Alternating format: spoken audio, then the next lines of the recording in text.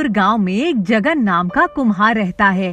कुम्हार बहुत गरीब होता है, लेकिन उसके हाथों में बहुत कला होती है।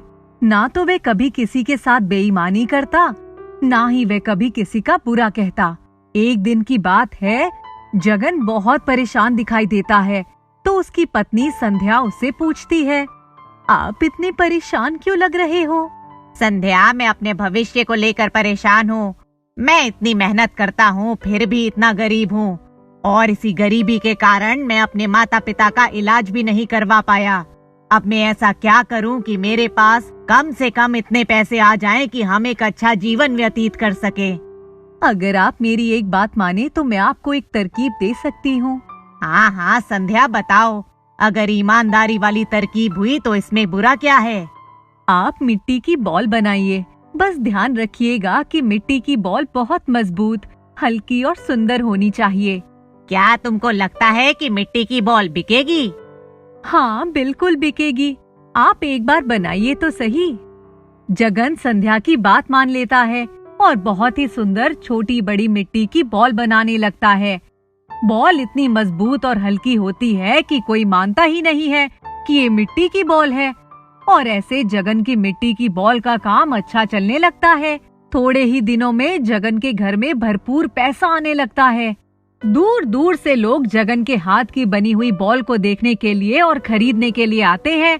जगन और संध्या बहुत खुश होते हैं। एक दिन जगन संध्या को कहता है, संध्या, मैं तुम्हें धन्यवाद कहना चाहता हूँ। तुम्हारी वजह से हमारे घर की हालत ठीक हुई है।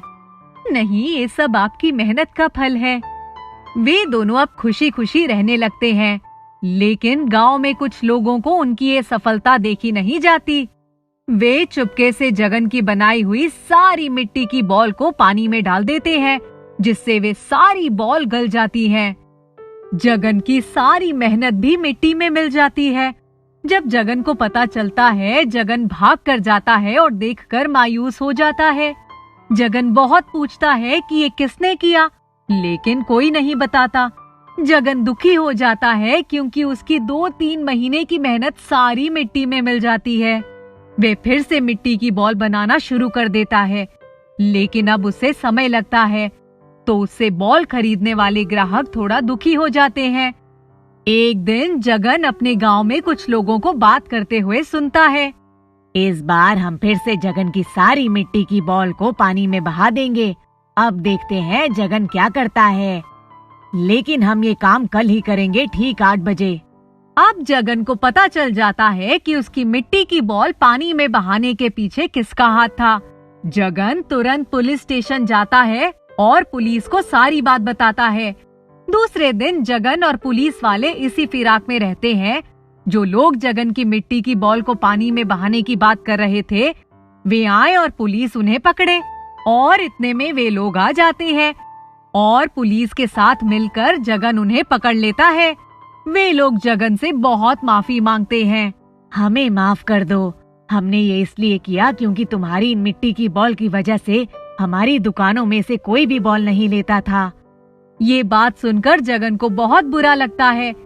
वो उन्हें कहता है, मैं अपना काम कर रहा था, आप अपना काम करते, लेकिन आप लोगों ने तो मेरे पेट पर लात मारने की कोशिश की। मैं आप लोगों को माफ नहीं कर सकता। पुलिस उन सबको पकड़कर ले जाती है और जगन को उसके नुकसान के पैसे भी उन लोगों से ही दिलवाती है, जिन्होंने जगन की मिट्टी की बॉल पानी में बहाई थी।